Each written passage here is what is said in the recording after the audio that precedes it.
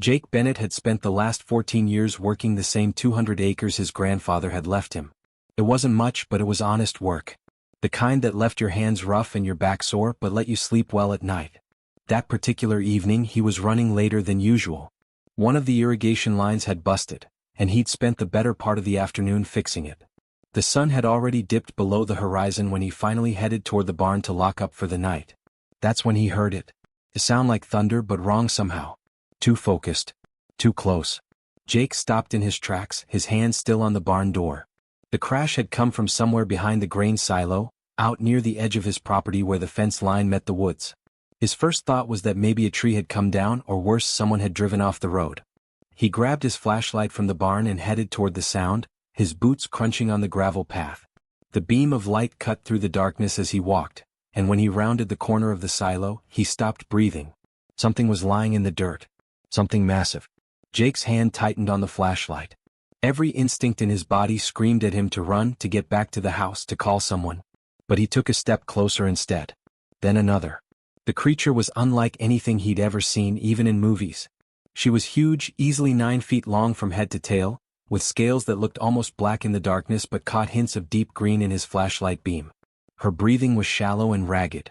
One of her arms was stretched out in front of her, clawed fingers digging into the dirt like she'd been trying to crawl somewhere before collapsing. Jake moved the light slowly across her body and felt his stomach drop. Her belly was swollen and round, unmistakably so.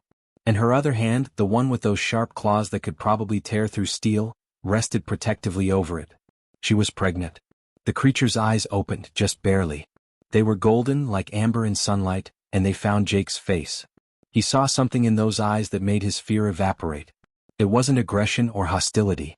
It was desperation. Pure, raw desperation. Jake made a decision. He didn't think about it, didn't weigh the options or consider the consequences. He just knew what he had to do. He ran back to the farmhouse, taking the porch steps 2 at a time. In the kitchen, he yanked open the cellar door and started grabbing everything he could carry. Potatoes, carrots, tomatoes from the garden that he'd canned last week. He loaded up a crate and ran back outside, then made a second trip for the dried corn he kept for the chickens. On his third trip, he grabbed the venison from the freezer, the meat he'd been saving from last hunting season. When he returned, the creature hadn't moved, but her eyes tracked him. Jake set the food down near her head, not too close, giving her space. He stepped back and waited. For a moment, nothing happened. Then, slowly, her arm reached out. She grabbed a potato first, brought it to her mouth and bit into it, skin and all. Then another. Then the carrot. She ate like someone who hadn't seen food in weeks, maybe longer. Tears started running down her scaled face, leaving wet tracks that glistened in the moonlight. Jake watched, his heart hammering in his chest. When she'd finished everything in the first pile, he brought the corn. She ate that too. Then the meat, which she tore into with those sharp teeth. When the food was gone, she made a sound. It was soft and broken, almost like a whimper. Jake realized what she needed next. Water. He ran back to the barn and grabbed the old metal bucket they used for the horses. The pump was near the house and he filled the bucket to the brim, water sloshing over the sides as he hurried back. He set it down near her and she grabbed it with both hands, drinking so fast that water spilled down her chin and neck. Jake filled that bucket 4 more times. By the time she'd had enough, it was past midnight. The creature's breathing had steadied, and her eyes didn't look quite so desperate anymore. But she was still weak, still vulnerable. Jake looked around at the open field, then at his barn. He couldn't move her. She was too big and he didn't want to risk hurting her or the baby. So he did the only thing he could think of. He grabbed an old blanket from the barn, sat down against the wooden wall about 10 feet away from her, and wrapped it around his shoulders. The night was cool and he knew he wouldn't sleep. But he could keep watch. Make sure she was okay. The creature's golden eyes followed him as he settled in. Then slowly they closed. Jake sat there through the entire night, listening to her breathe, watching the stars wheel overhead.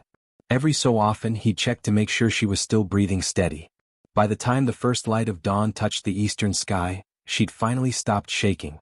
When Jake woke up, his neck was stiff and his back ached from sleeping against the barn wall.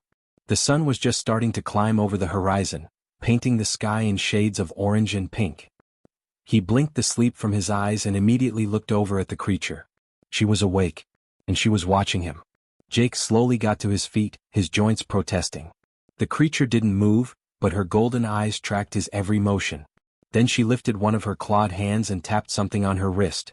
A small device lit up with a soft blue glow. "Thank you."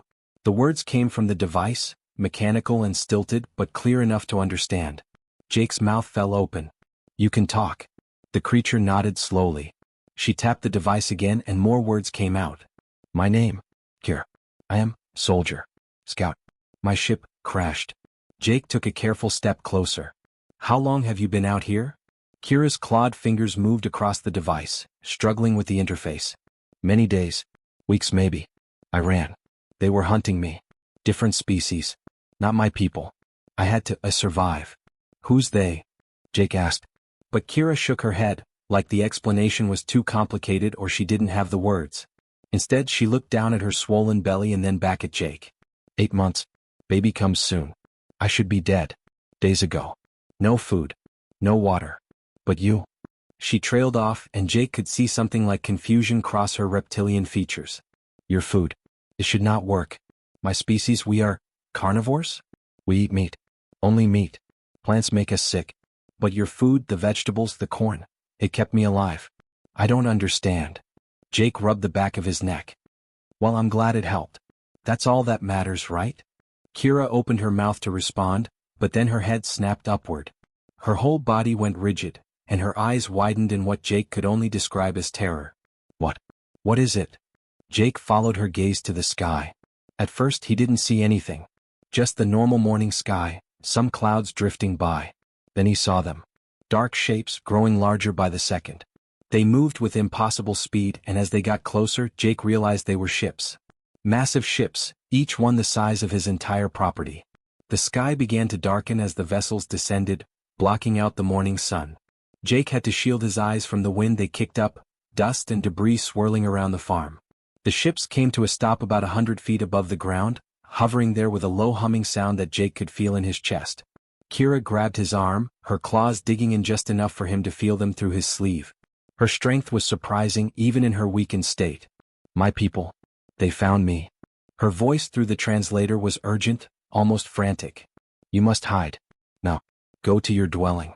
Lock the doors. Do not come out." "What? What's going to happen?" Kira's golden eyes met his and Jake saw genuine fear there. "First contact. When my people meet new species for the first time it does not go well. Especially with species like yours. Primitive. No space travel. No advanced weapons. They will see you as less than. As animals. You helped me so I must protect you. Hide. Please." One of the massive ships began to lower a ramp. Jake could see movement inside, shapes that looked similar to Kira but different somehow. Harder. More dangerous. Jake looked at the house then back at Kira. Every logical part of his brain was screaming at him to run, to do exactly what she said. But he thought about the night before, about how scared and desperate she'd been. How she'd cried while eating the food he'd brought her. He wasn't going to abandon her now. "No," Jake said simply. He planted his feet and crossed his arms. "What? No. You do not understand. They will. I understand fine. But you're on my property, and I'm not going to hide in my own house while who knows what happens out here." Kira looked at him like he'd lost his mind. Maybe he had. But Jake didn't move. The ramp finished lowering with a heavy clang of metal on dirt. Soldiers began to emerge. They were similar to Kira in shape, but they wore armor that gleamed in the morning light. Black and silver plates covered their bodies, and they carried weapons that Jake didn't recognize but knew were dangerous. Each one was at least as large as Kira, maybe larger, and they moved with military precision. The lead soldier stopped at the bottom of the ramp. His scales were darker than Kira's, almost black with red markings along his neck and arms. His eyes locked onto Kira first, then slowly moved to Jake. The soldier walked forward, his armored boots making heavy thuds with each step. He stopped a few feet away and looked down at Jake. The size difference was intimidating. Jake was 6 feet tall, but this soldier towered over him. Kira spoke first in her own language. It was a series of clicks and hisses that Jake couldn't begin to understand. The soldier responded in the same language, his voice deeper and more commanding. They went back and forth for a moment, and Jake noticed the soldier kept glancing at him with something that looked like curiosity mixed with contempt. Finally, the soldier tapped his own wrist device and spoke. The translation came through in a deep, authoritative voice. "Kira tells me you provided her with sustenance and protection. What does this primitive want as payment?" Jake blinked. "Payment?" The soldier's eyes narrowed. "Yes, payment. Compensation. What resources do you demand? Territory? Technology? Precious metals? Jake looked at Kira, then back at the soldier. I don't want anything. Several of the other soldiers, who had been standing in formation behind their leader, shifted and looked at each other. Their leader, who Kira had called Rex, tilted his head like he hadn't heard correctly. You want nothing? That's right, Jake said. She needed help. I helped her. That's it. Rex stared at him for a long moment. Then he turned to the other soldiers and said something in their language. Whatever it was, it caused a ripple of confusion through the group. They looked at Jake like he was some kind of puzzle they couldn't figure out. And honestly, Jake was just as confused about why this was so hard for them to understand. Rex was still trying to process Jake's answer when another ship descended. This one was different from the military vessels. It was sleeker, with golden accents running along its hull. The design was more elegant, less threatening. A ramp extended and a single figure emerged. She was smaller than the soldiers, her scales a lighter shade of green with silver patterns that caught the sunlight. Instead of armor, she wore flowing robes that seemed to shimmer as she moved. Age showed in the way she carried herself, not frail but measured, deliberate. Rex immediately straightened and placed his fist over his chest in what looked like a salute. The other soldiers did the same. The female approached slowly, her eyes already fixed on Jake.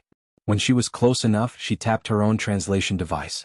I am Elder Talia, representative of the Dracorian Council. I have been sent to investigate this situation. Her voice was smooth but carried an edge of authority that made even Rex seem nervous. Jake nodded. Jake Bennett. This is my farm. Talia began to circle him, moving in a slow arc. Her eyes scanned him from head to toe like she was examining a bug under a microscope. Jake felt like he was being judged for something he didn't understand. You helped one of our warriors, Talia said, still circling. One of our finest scouts.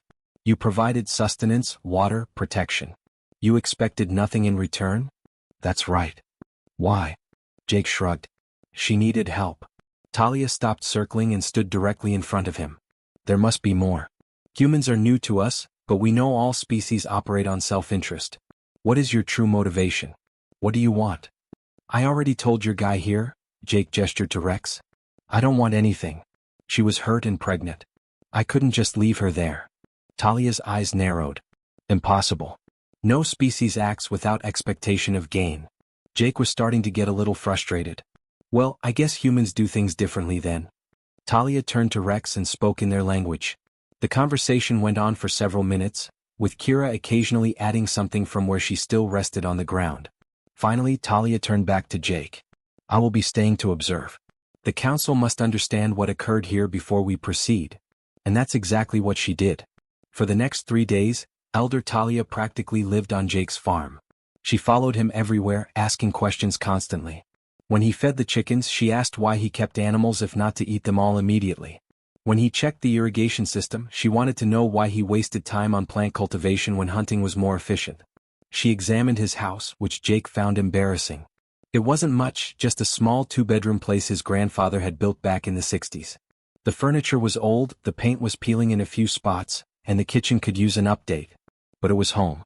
Talia studied everything. The photos on the wall of his family. The bills stacked on the kitchen counter. The worn couch where he watched television at night. She even opened his refrigerator and pantry, taking note of what he had. You have limited resources, she observed. Yet you gave much of it to Kira. I have enough, Jake replied. On the second day, Talia went into town. She spoke with his neighbors, with the folks at the general store, with Pastor Bill at the community church. Jake heard about it from Tom Walker, whose farm was down the road. That alien lady was asking all sorts of questions about you, Tom said, leaning against his truck. Wanted to know if you were in debt, if you had enemies, if you'd ever swindled anyone. I told her you were about the most boring, honest guy I knew. Jake wasn't sure if that was a compliment or not. But what seemed to disturb Talia most wasn't Jake's character. It was Kira's survival. On the third evening, Jake overheard Talia speaking with Rex near the barn. Their translators were on, probably so Kira could hear from inside where they'd moved her for better shelter. It should not be possible, Talia was saying. Dracorians are obligate carnivores. Our biology cannot process plant matter. It makes us violently ill. In some cases it can be fatal. Yet Kira consumed large quantities of vegetables, grains, and corn. She not only survived, she improved. Her strength returned. The offspring is healthy. Perhaps it is unique to her? Rex suggested. No. I have run genetic scans. There is nothing unique about Kira's biology. This should not work. But it did. There was a long pause. Jake pretended to be fixing the fence nearby, but he was definitely listening. There is something about this world, Talia said quietly. About these humans. They give without calculating the return. This farmer shared his limited food with a creature that could have killed him. He expected nothing, wanted nothing, demanded nothing. And somehow, through this act of simple generosity, the impossible became possible. Our biology changed, adapted, accepted what it should have rejected. What are you saying, Elder? I am saying that perhaps there is more to the universe than our council understands. And these humans may be proof of it. The next morning something unexpected happened. Jake was making breakfast when he heard vehicles coming up the drive. He looked out the window and saw 3 pickup trucks pulling in. Tom Walker was in the first one, followed by the Martinez family from the next property over, and old Betty Chin who ran the vegetable stand on Highway 47. They all got out carrying things. Coolers, boxes, baskets of food. Tom walked up to the porch where Talia and Rex were standing looking confused. Heard you folks were staying a while. Figured your lady friend might need more than what Jake's got in his pantry. Brought some supplies. Betty added, got fresh vegetables from the stand. And some of my preserves. Hope your friend likes strawberry jam. The Martinez family brought homemade tortillas, beans, and rice. Our grandmother always said food helps healing, Mrs. Martinez explained. They brought everything to the barn where Kira was resting. They spoke to her kindly, asking how she felt, if the baby was moving okay, if she needed anything else. They treated her exactly like they would treat any pregnant neighbor who needed help.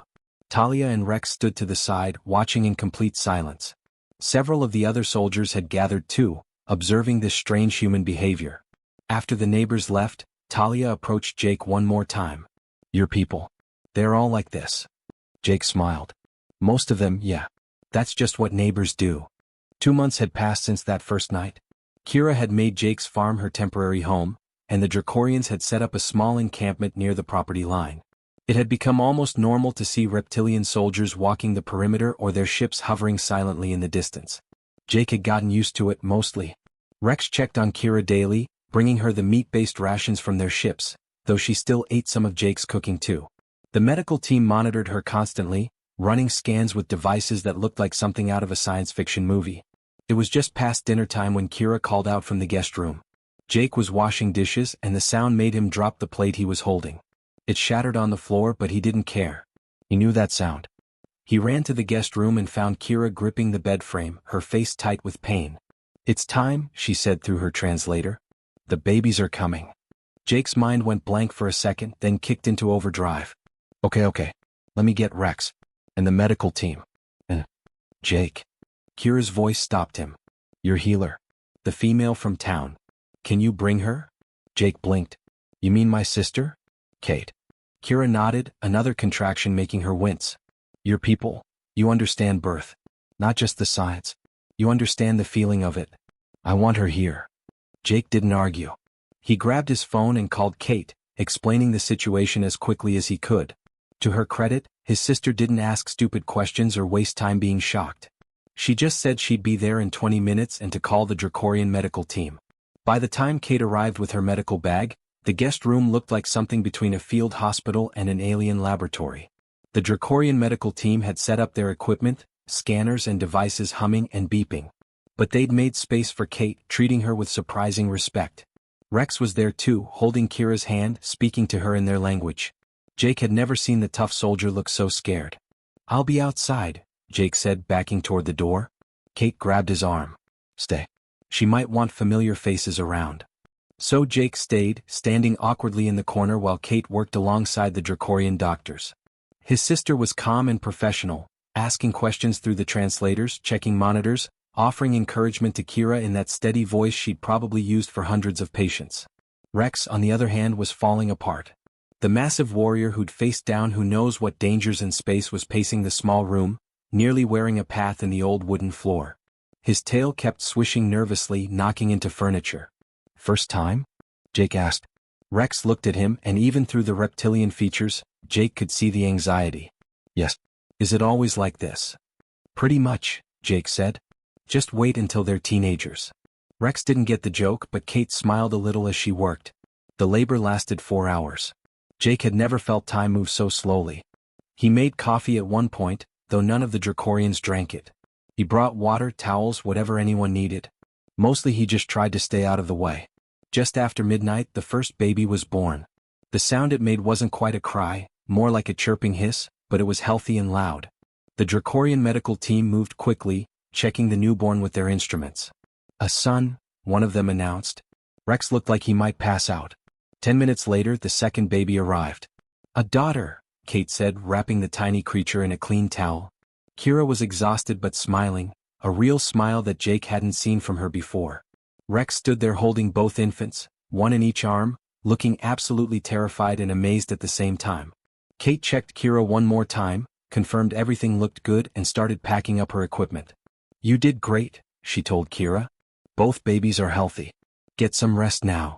Jake walked his sister out to her car. "Thanks for coming." "Are you kidding?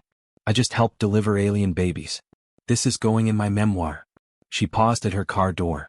"They're not so different from us, are they?" "No," Jake agreed. "I guess they're not."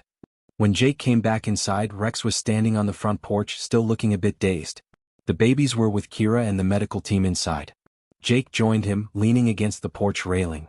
The night was clear, stars scattered across the sky like diamonds. "My children were born on a human's property," Rex said quietly. "Delivered with help from your healer, your sister. This is unprecedented in our history." Jake didn't know what to say to that, so he just offered his hand. "Congratulations." Rex stared at Jake's hand for a long moment, like he was making a decision about something bigger than just a handshake. Then he reached out and took it, his scaled hand engulfing Jake's. "The council has made a decision," Rex said. "They sent word an hour ago. Your species will be given protected status in our territory. Full diplomatic recognition. Trade agreements. Defense pacts." "That's good," Jake said, though he wasn't entirely sure what it all meant. "You don't understand," Rex continued. "This is not given for military strength. Your people have no weapons that could threaten us. It is not for resources. Your world has nothing we cannot find elsewhere. It is being given for something else entirely." "What's that?" Rex looked back toward the house where his mate and children rested. "Because you have something we lost 1,000 years ago when we became an empire. The ability to help someone who can give you nothing in return. To show kindness without calculating the benefit. The council believes this makes your species valuable. Rare. Worth protecting." Jake thought about that. "We're not special. This is just how people should treat each other." "Perhaps," Rex said. "But in a galaxy full of species, you would be surprised how few actually do." 6 months after the twins were born, construction began on what would become the first official Dracorian embassy on Earth. They chose a spot about 2 miles from Jake's farm, close enough that Kira and Rex could visit easily but far enough to give both families some space.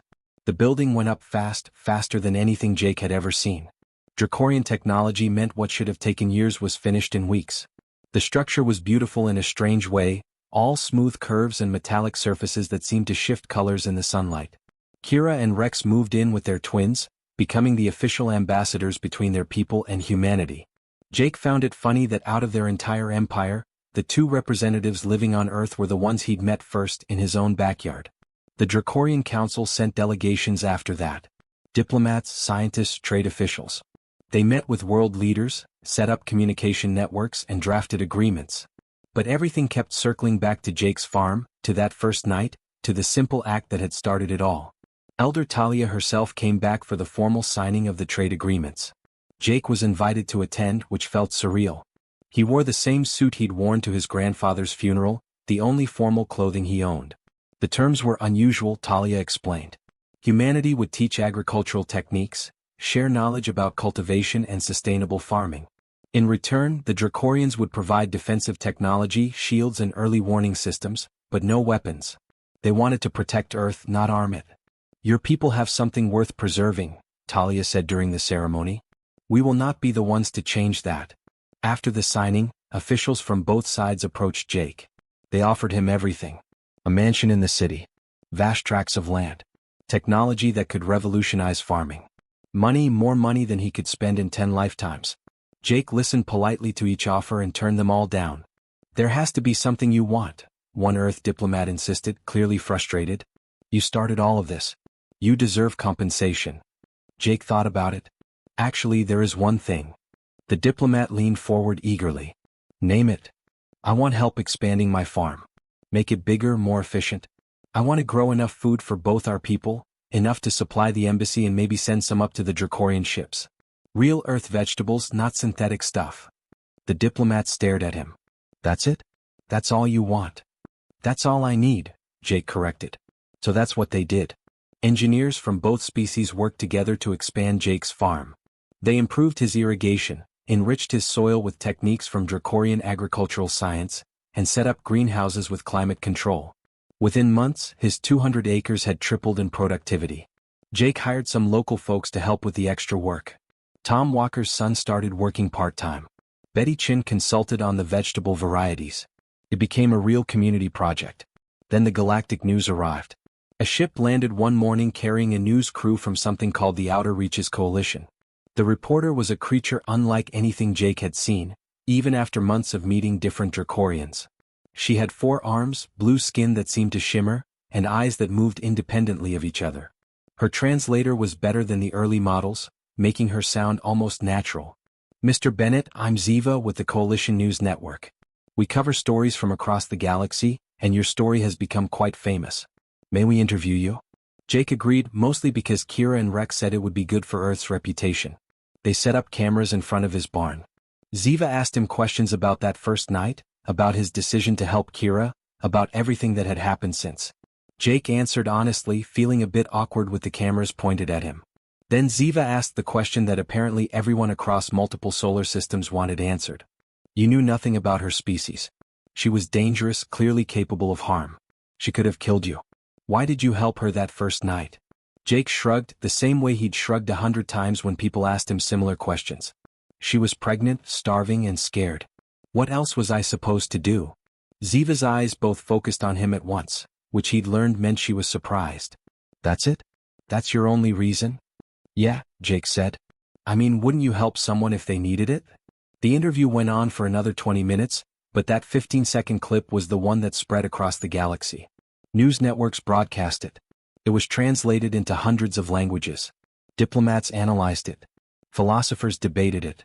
Humanity's introduction to the greater galactic community wasn't through military might or technological achievement. It was through a farmer shrugging and asking what else he was supposed to do. Within a year, 12 other species had made contact with Earth.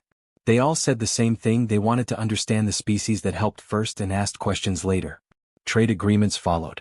Cultural exchanges. Scientific partnerships. Earth had allies now, real ones, and it had all started in a barn in the middle of nowhere. Kira and Rex's twins grew fast, faster than human children. By their first birthday, they were already toddling around, exploring Jake's farm with endless curiosity. Kira named her daughter Anna after Jake's mother, whose photos still hung in his living room. The son was called Bennett, which made Jake tear up a little when they told him. One evening, Jake sat on his porch watching the sunset. The Dracorian embassy gleamed in the distance. Ships occasionally crossed the sky, no longer alarming, just part of life now. Kira walked over from the compound, her daughter holding her hand. I never thanked you properly, Kira said, settling onto the porch steps. You thanked me plenty. No, not for saving my life. For showing us something we'd forgotten. She watched her daughter chase fireflies in the yard. That kindness doesn't need a reason. That helping someone shouldn't require calculation. Jake smiled. You would have figured it out eventually. Maybe. But you showed us first. Some bridges between worlds are built with treaties and weapons, with grand gestures and political maneuvering. This one was built with corn and kindness, with a farmer who couldn't walk past someone in need. And somehow, that made it stronger than any bridge built before.